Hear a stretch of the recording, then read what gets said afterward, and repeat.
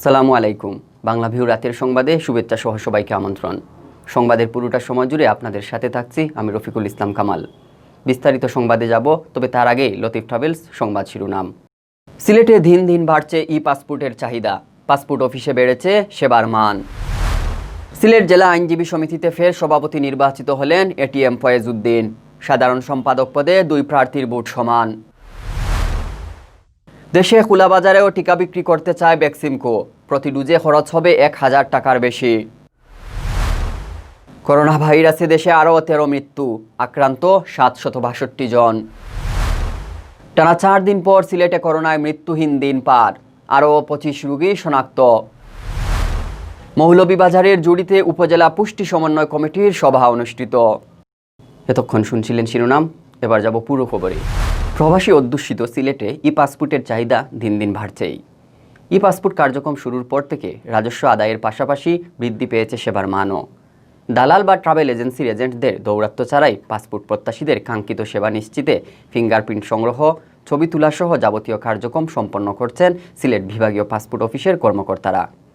সেবার মান বাড়ানোর মনোযোগ দেওয়ায় গ্রাহকরা এখন ভোগান্তি থেকে মুক্তি পাচ্ছেন।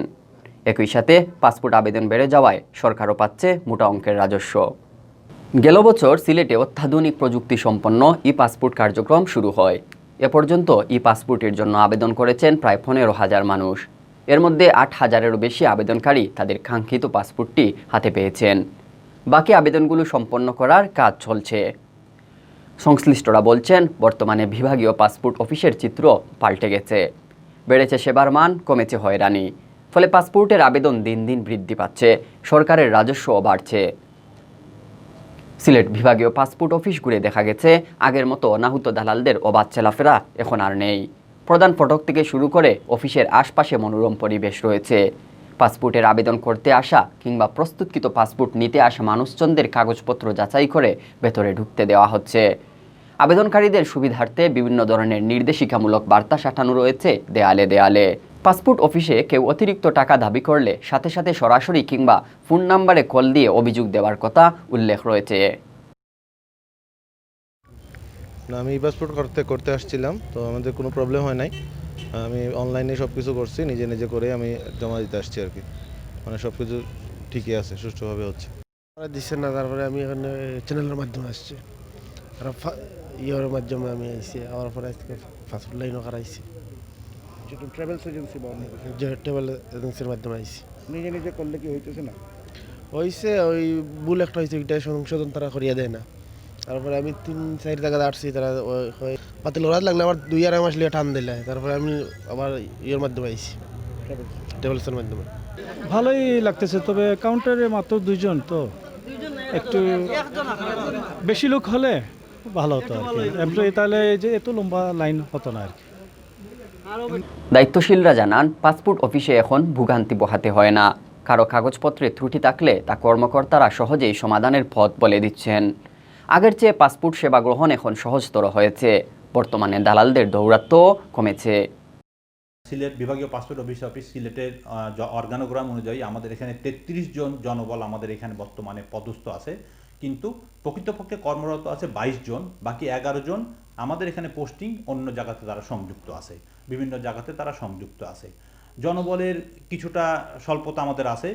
কি তার চেয়ে বড় যে বিষয়টা আমরা এখন যেটা মনে করি, যেহেতু রোহিঙ্গা চেক যে কম্পিউটার বা ওয়ার্ক স্টেশন, এটা আসলে আমরা যদি বাড়াতে পারতাম, তাহলে আমাদের এই যে জনগণকে প্রথমে এসে আবেদনকারীদেরকে প্রথমেই যে একটা কম্পিউটারে এসে 1 ঘন্টা 2 ঘন্টা অপেক্ষা করতে হতো, তাহলে তাদের এটা কমে যেত অপেক্ষার সময়টা। কিন্তু এটা যেহেতু একটা হাইলি সিকিউরড ডাটাবেস, এটা ফলে এটা সবাইকেই এই ফিঙ্গারপ্রিন্টটা দিয়ে আবেদনপত্র পরের স্টেজে যেতে হয়।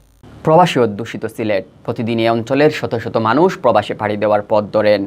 ফলে প্রতিনিয়তই বাড়ছে পাসপোর্টের চাহিদাও।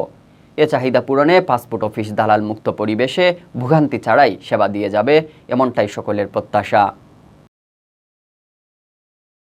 উৎসব মুখর পরিবেশে সম্পন্ন হয়েছে সিলেট জেলা আইনজীবী সমিতির নির্বাচন। নির্বাচনে সভাপতি পদে আবারও বিজয়ী হয়েছেন এটিএম ফয়েজ উদ্দিন। তবে সাধারণ সম্পাদক পদে 2 প্রার্থী পেয়েছেন সমান ভোট, ফলে এ পদে কাউকেই বিজয়ী করা হয়নি। বৃহস্পতিবার দিনভর সিলেট জেলা আইনজীবী সমিতির নির্বাচনে ভোট গ্রহণ সম্পন্ন হয়। এবার ১,৬১০ জন ভোটারের মধ্যে ১,৩৪৬ জন তাদের ভোটাধিকার প্রয়োগ করেন। ভোট গ্রহণ শেষে শুরু হয় গণনা। শুক্রবার ভোর রাতে গণনা শেষে ঘোষণা করা হয় ফলাফলে দেখা গেছে সভাপতি পদে এটিএম ফয়েজউদ্দিন ৮৭১ ভোট পেয়ে নির্বাচিত হয়েছেন। তার নিকটতম প্রতিদ্বন্দ্বী সরওয়ার আহমদ চৌধুরী আবদাল পেয়েছেন ৪৩৩ ভোট। সাধারণ সম্পাদক পদে ফজলুল হক সেলিম ও মাহফুজুর রহমান সমান ৬২৭টি করে ভোট পান। উভয় প্রার্থীর ভোটের সংখ্যা সমান হওয়ায় এ পদে ফলাফল ঘোষণা স্থগিত রাখা হয়েছে। এদিকে সহসভাপতি ১ পদে এম ফখরুল ইসলাম ৬৪০ ভোট এবং সহসভাপতি ২ পদে পান্নালাল দাস ৪৪৪ ভোট পেয়ে নির্বাচিত হয়েছেন। নির্বাচনে বিজয়ী অন্যান্যরা হলেন যুগ্ম সম্পাদক ১ শিব্বির আহমদ বাবলু, যুগ্ম সম্পাদক ২ মুমিনুর রহমান টিটু, সমাজ বিষয়ক সম্পাদক আজিমউদ্দিন, সহ সমাজ বিষয়ক সম্পাদক মকসুদ আহমদ, পাঠাগার সম্পাদক আব্দুল মুকিত অপি, প্রধান নির্বাচন কমিশনার পদে আলিমউদ্দিন, সহকারী নির্বাচন কমিশনারের ২টি পদে মইনুল হক ও মোহাম্মদ মইনুল ইসলাম, সহ সম্পাদক ৩টি পদে কবির আহমদ, কাউসার আহমদ ও মুবারক হুসাইন। এছাড়াও সমিতির কার্যনির্বাহী কমিটির ১১টি সদস্য পদে নির্বাচিত হয়েছেন আব্দুল গফফার, ওবায়দুর রহমান, জ্যোতির্ময় পুরকায়স্ত কাঞ্চন, কল্যাণ চৌধুরী, রাজ উদ্দিন, আব্দুল মান্নান চৌধুরী, এএসএম আব্দুল গফুর, লুৎফা বেগম চৌধুরী, জসিমউদ্দিন আহমদ, ইকবালুর রহমান ও আবু মোহাম্মদ আসাদ। সরকারি উদ্যোগে করোনা ভাইরাসের বিপুল পরিমাণ টিকা আনা হচ্ছে দেশে। ভারতের সেরাম ইনস্টিটিউট থেকে কেনা এই টিকা চলতি মাসের শেষের দিকে দেশে আসার কথা রয়েছে। তবে সরকারি উদ্যোগ ছাড়াও খোলাবাজারে বিক্রির জন্য দেশে টিকা আনতে যাচ্ছে ভ্যাকসিনকিউ ফার্মাসিউটিক্যালস। আগামী মাসের শুরুর দিকে তারা এই টিকা বিক্রি শুরুর প্রস্তুতি নিচ্ছে। আন্তর্জাতিক সংবাদ মাধ্যম রয়টার্সকে এমনটাই জানিয়েছেন ভ্যাকসিনকিউর chief operating officer Rabbur Reza. Reuters জানিয়েছে খোলাবাজারে বিক্রির জন্য ভারতের সেরাম ইনস্টিটিউট থেকে ৩০ লাখ ডোজ করোনা টিকা কিনছে ভ্যাকসিনকো। অক্সফোর্ড অ্যাস্ট্রাজেনেকার এই টিকার প্রতি ডোজ ভ্যাকসিনকো কিনবে $৮ দিয়ে। সরকারকে দেওয়ার জন্য তারা যে দামে টিকা কিনছে এই দাম তার প্রায় দ্বিগুণ। এই টিকার প্রতি ডোজ কিনতে সাধারণ মানুষের খরচ হবে প্রায় $13.৫। ভ্যাকসিনকোর chief operating officer Rabbur Reza জানিয়েছেন চলতি মাসের শেষের দিকে সরকার ও খোলাবাজারে বিক্রির জন্য টিকা সরবরাহ শুরু করবে সেরাম ইনস্টিটিউট। এরই মধ্যে সেরাম ইনস্টিটিউটের সঙ্গে ১০ লাখ ডোজ টিকার জন্য চুক্তি করেছে ভ্যাকসিনকো। এর সঙ্গে আরও ২০ লাখ ডোজ যোগ হওয়ার সম্ভাবনা রয়েছে। ভারত থেকে টিকা এনে বাংলাদেশে সরবরাহের জন্য গত আগস্টে সেরাম ইনস্টিটিউটের সঙ্গে চুক্তিবদ্ধ হয় ভ্যাকসিনকিউ ফার্মাসিউটিক্যালস। আগামী মাস থেকে তারা সরকারকে প্রতি মাসে ৫০ লাখ ডোজ করে টিকা সরবরাহ করবে, এমনটাই চুক্তিতে রয়েছে।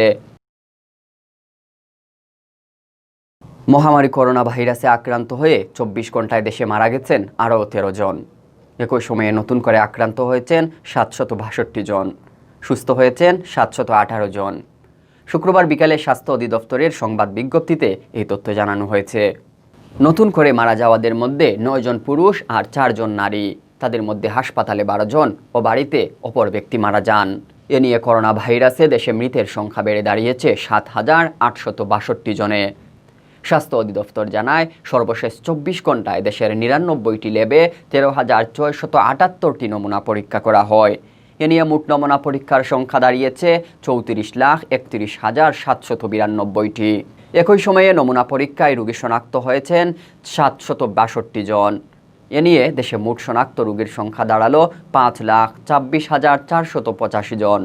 এদিকে গত ২৪ ঘন্টায় সুস্থ হওয়া ৭১৮ জনকে নিয়ে দেশে করোনা থেকে মোট সুস্থ হওয়া রোগীর সংখ্যা এখন ৪,৭১,১২৩ জন। গত ২৪ ঘন্টায় নমুনা পরীক্ষার তুলনায় শনাক্তের হার ৫.৫৭%।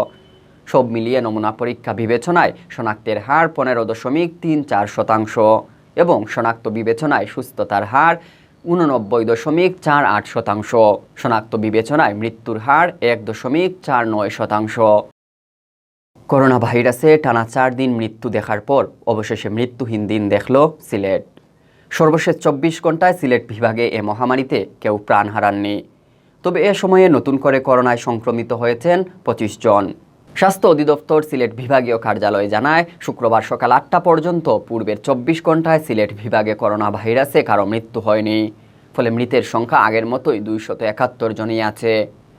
নতুন আক্রান্ত 25 জনের মধ্যে সিলেট জেলার 11 জন, সুনামগঞ্জের 4 জন, মৌলভীবাজারের 4 জন ও হবিগঞ্জের 1 জন রয়েছেন। একই সময়ে উসমানী মেডিকেল কলেজ হাসপাতালে চিকিৎসাধীন আরও 5 জনের শরীরে করোনার অস্তিত্ব পাওয়া গেছে।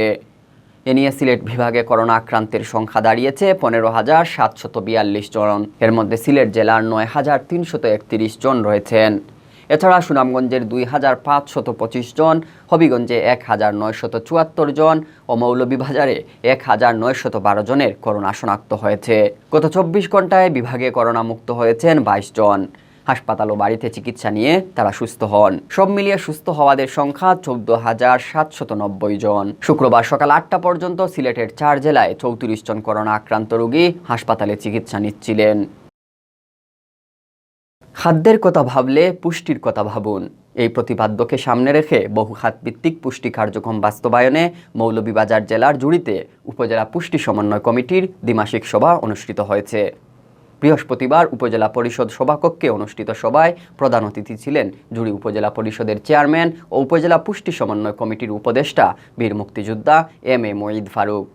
সভায় বক্তারা বলেন, সমাজে নিজেদের অসচেতনতা ও অজ্ঞতার কারণে শিশু থেকে শুরু করে সকল বয়সের মানুষ পুষ্টিগুণ সম্পন্ন খাদ্য খাচ্ছেন না। হাতের নাগালের মধ্যেই পুষ্টিগুণ সম্পন্ন প্রচুর খাদ্য সামগ্রী আছে যা মানব দেহের পুষ্টির অভাব দূর করে। এজন্য বেশি অর্থ ব্যয় করতে হয় না। তারা বলেন, শিশুকালে পুষ্টিগুণ সম্পন্ন খাবার না খেলে শিশুরা পুষ্টিহীন হয়ে অনেকটা খর্বাকৃতির হয়ে বেড়ে ওঠে, যা দেশ ও জাতির জন্য ক্ষতির কারণ।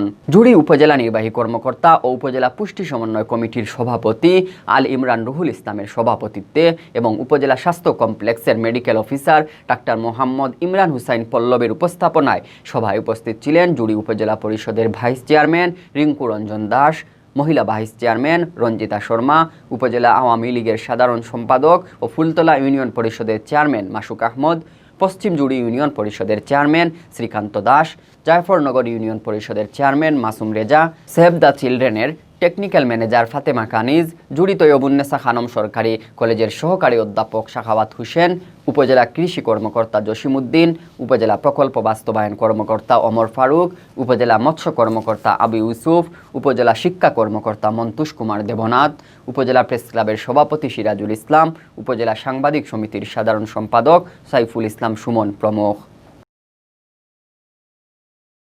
এতক্ষণ শুনছিলেন বাংলাভিউ রাতের সংবাদ। সাথে থাকার জন্য সবাইকে ধন্যবাদ।